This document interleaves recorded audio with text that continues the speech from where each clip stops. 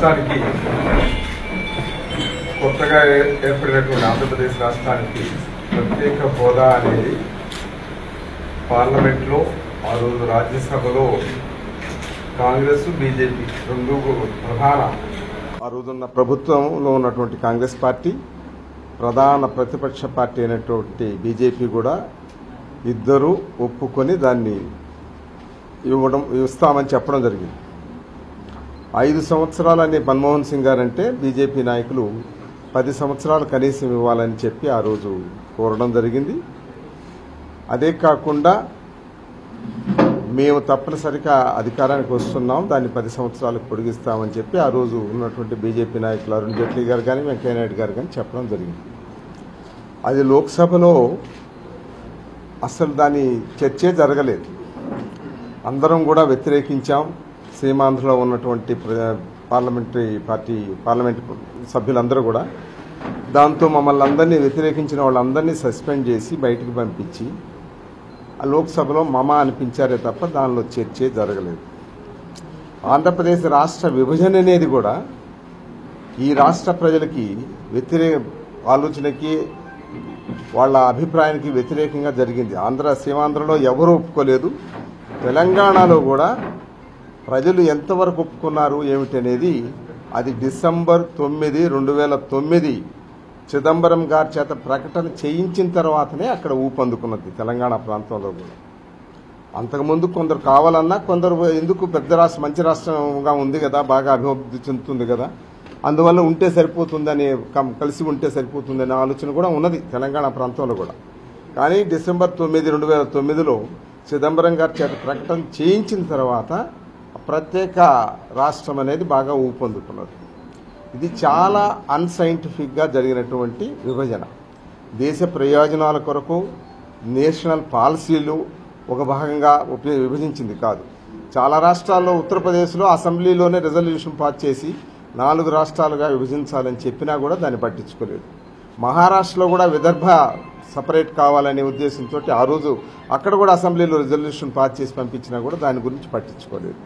కానీ ఆంధ్రప్రదేశ్ రాష్ట్రంలో అసెంబ్లీలో పూర్తిగా వ్యతిరేకించినప్పటికీ కూడా దాన్ని లెక్క చేయకుండా మోస్ట్ అన్సైంటిఫిక్గా ఈ 2 రాష్ట్రాలు విభజన జరిగిన తర్వాత ఏ రాష్ట్రానికి ఏం చెందాలి, ఏ రాష్ట్రాన్ని ఎలా మరి అభివృద్ధి పొందాలో నడపాలనేది కూడా ఆలోచించకుండా మోస్ట్ అన్సైంటిఫిక్గా విభజన జరిగిన పరిస్థితులు మనం చూసాం. అటువంటి పరిస్థితుల్లో లోక్సభలో చర్చే జరగకుండా బిల్లు పాస్ చేయడం, రాజ్యసభకు వెళ్లిన తర్వాత ఆంధ్రప్రదేశ్ రాష్ట్రం విభజన తర్వాత చాలా నష్టపోతుంది, అసలు రాజధాని అంటూ లేదు, వనరులు లేవు, హైదరాబాద్ లేని ఆంధ్రప్రదేశ్ చాలా నష్టపోతుంది, ఆర్థిక వనరులన్నీ కూడా హైదరాబాద్ నగరం చుట్టూతోనే ఉన్నాయి, రాష్ట్ర రాబడిలో సగం పైనే హైదరాబాద్ నగరం నుంచి వస్తుంది, అక్కడ ఇండస్ట్రియల్ డెవలప్మెంట్ కానివ్వండి, మిగతా ఎడ్యుకేషన్ కానివ్వండి, సెంట్రల్ ఇన్స్టిట్యూషన్స్ కానివ్వండి, అంతా డెవలప్మెంట్ అంతా హైదరాబాద్లో చుట్టుపక్కలనే జరిగినటువంటి పరిస్థితులు మనం చూసాం. హైదరాబాద్ చుట్టుపక్కల జరగడానికి కూడా చుట్టుపక్కల ఉన్నటువంటి పొలాలు, భూములు వ్యవసాయానికి చాలా అనువుగా లేనందువల్ల, తర్వాత అక్కడ వాతావరణ పరిస్థితులు కూడా బాగా ఉండి పొలాలు కూడా భూములు కూడా చాలా చౌకగా వస్తున్నందువల్ల సీమాంధ్ర ప్రాంతాల నుంచి కూడా చాలామంది వెళ్ళి అక్కడ భూములు కొని ఇండస్ట్రియల్గా కానివ్వండి, హాస్పిటల్స్ కానివ్వండి, ఎడ్యుకేషన్ ఇన్స్టిట్యూషన్స్ కానివ్వండి, హోటల్స్ కానివ్వండి, ఇవన్నీ అభివృద్ధి చేసి హైదరాబాద్ రాబడి బాగా పెరిగిన పరిస్థితులు మనం చూసాం. అందుకని హైదరాబాద్ నగరం లేని ఆంధ్రప్రదేశ్ చాలా నష్టపోతుంది. ఆంధ్రప్రదేశ్ రాష్ట్రానికి తప్పనిసరిగా ప్రత్యేక హోదా ఇస్తే ఇండస్ట్రియల్ డెవలప్మెంట్ సక్రమంగా జరుగుతుంది. ప్రత్యేక హోదా ఇచ్చిన నార్త్ ఈస్టర్న్ స్టేట్స్ కానివ్వండి, ఉత్తరాంచల్ కానివ్వండి, హిమాచల్ ప్రదేశ్ కానివ్వండి, ఇవన్నీ అభివృద్ధి పందాలు నడుస్తున్నాయి.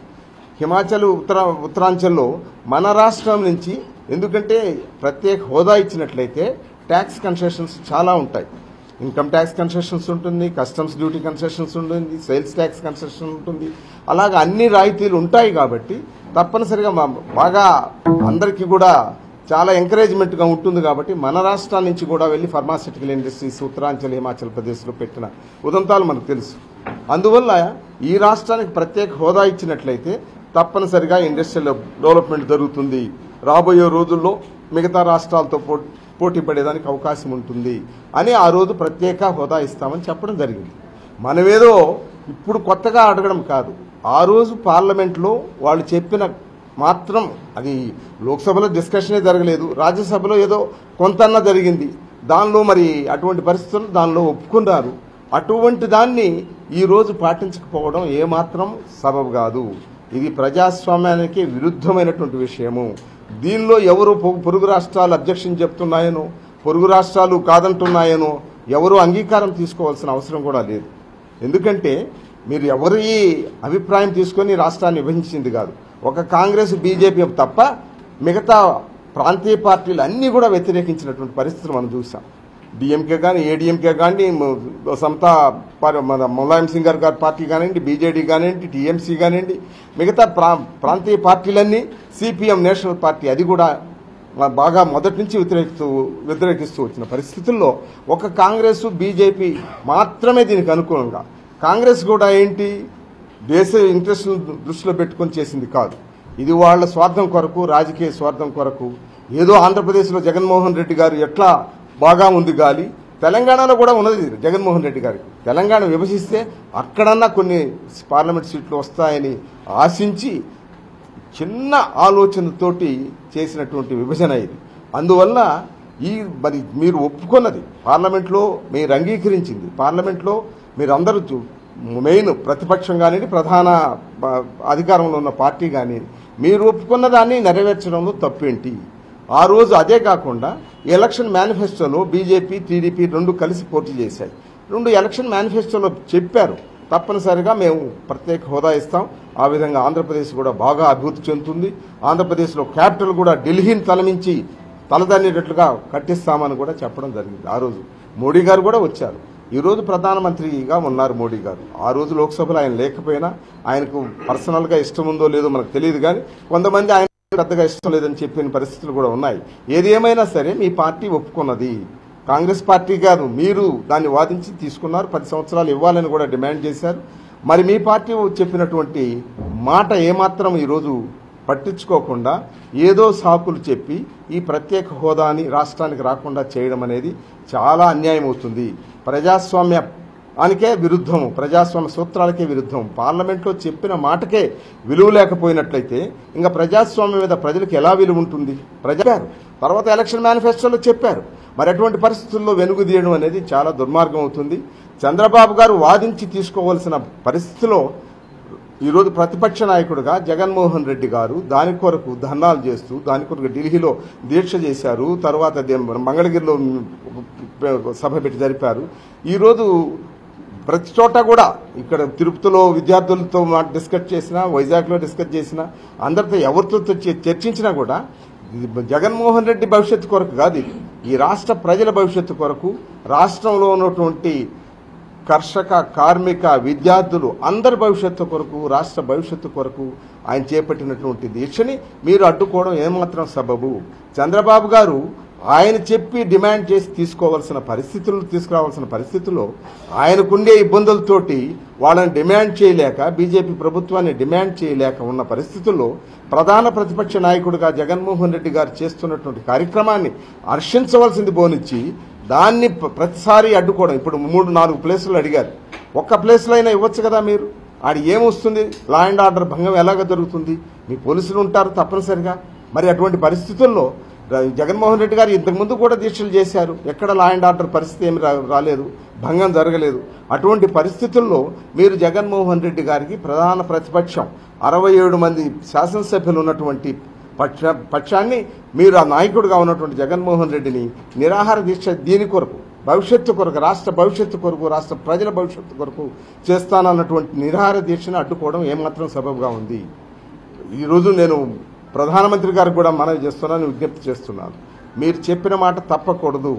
మీ మీద ఎంతో నమ్మకంతో దేశ ప్రజలందరూ కూడా మిమ్మల్ని ప్రధానమంత్రిగా 30 సంవత్సరాల తర్వాత ఒక పక్షానికి, ఒకే పార్టీకి మెజారిటీ ఇచ్చి గెలిపించారు నిన్ను. అటువంటి పరిస్థితి మీ మీద ఎంతో గొప్ప ఆశలు పెట్టుకొని ఉన్నారు దేశ ప్రజలందరూ కూడా, మేము కూడా దానిలో భాగం, ఆంధ్రప్రదేశ్ ప్రజలు కూడా. అటువంటి పరిస్థితుల్లో మీరు చేసిన వాగ్దానాన్ని భంగపరచుకోవడం ఏమాత్రం సబబు కాదని కూడా నేను ప్రధానమంత్రి గారికి కూడా విజ్ఞప్తి చేస్తున్నాను. తప్పనిసరిగా చంద్రబాబు గారు, మీరు ఏదో మీకున్నటువంటి ఇబ్బందుల వల్ల బీజేపీని డిమాండ్ చేయలేని పరిస్థితిలో ఉన్నారు. కానీ ప్రధాన ప్రతిపక్ష నాయకుడిగా జగన్మోహన్ రెడ్డి గారు చేస్తున్నటువంటి డిమాండ్ని మీరు మనస్ఫూర్తిగా సమర్థించాల్సింది పోనిచ్చి ఆయనకు ప్రతి చోట కూడా ఇబ్బందులు పెట్టడం ఎంతవరకు సబబు? ఈ రాష్ట్ర ప్రజలు గమనిస్తున్నారు అన్ని విషయాలు. తప్పనిసరిగా కోర్టులో జగన్మోహన్ రెడ్డి గారికి వైఎస్ఆర్ కాంగ్రెస్ పార్టీకి అనుకూలంగానే తీర్పు వస్తుంది. జగన్మోహన్ రెడ్డి గారు తప్పనిసరిగా దీక్ష చేస్తారు. ఈ రోజు కాకపోతే రేపు 5, 6, 7 తేదీల్లో అయినా దీక్ష తప్పనిసరిగా చేస్తారు. రాష్ట్ర ప్రజల కొరకు చేసే దీక్ష కాబట్టి రాష్ట్ర ప్రజలందరూ కూడా స్వచ్ఛందంగా పాల్గొన్నారు. మొన్న బంధు కాలు ఇచ్చినప్పుడు చూసాం మనం. ఆంధ్రప్రదేశ్లో ఉన్నటువంటి ప్రజలందరూ కూడా స్వచ్ఛందంగా పాల్గొన్నారు, దాన్ని విజయవంతం చేశారు. పార్టీ కేడర్ విజయవంతం చేయడమే కాదు, స్వచ్ఛందంగా ప్రజలందరూ కూడా అన్ని వర్గాల ప్రజలు తప్పనిసరిగా ఆశిస్తున్నారు. ఈరోజు బీజేపీ కాంగ్రెస్ కలిసి ఈ రాష్ట్రాన్ని మోసం చేసింది, ఈ రాష్ట్ర ప్రజలను మోసం చేసింది అనే భావన ఈరోజు ప్రజల్లో ఉంది. కాబట్టి తప్పనిసరిగా మీకు రాబోయే రోజుల్లో తగిన పాఠం చెప్పే పరిస్థితులు వస్తాయి. మీరు ఇప్పటికైనా కళ్ళు విప్పి కనువిప్పు తెలుసుకొని మీరు ఈ రాష్ట్రానికి తప్పనిసరిగా ప్రత్యేక హోదా ఇవ్వాల్సిన అవసరం ఉందని కూడా మేము డిమాండ్ చేస్తున్నాం. జగన్మోహన్ రెడ్డి గారు చేసే కార్యక్రమాన్ని, దీక్షని మీరు ఏ పరిస్థితుల్లో భంగం చేసినట్లయితే అది కూడా ప్రజలు గమనిస్తున్నారని చెప్తున్నాను. రాబోయే రోజుల్లో తగిన పాఠం చెప్తారని కూడా నేను మనవి చేస్తూ, రేపు తప్పనిసరిగా జగన్మోహన్ రెడ్డి గారికి హైకోర్టులో సరైనటువంటి తీర్పు వస్తుంది. తప్పనిసరిగా ఈ దీక్ష చేయడం జరుగుతుందని, ఈ రాష్ట్ర ప్రజలందరూ ఆ దీక్షని విజయవంతం చేయాలని కూడా నేను మరొకసారి విజ్ఞప్తి చేస్తూ సెలవు తీసుకుంటున్నాను.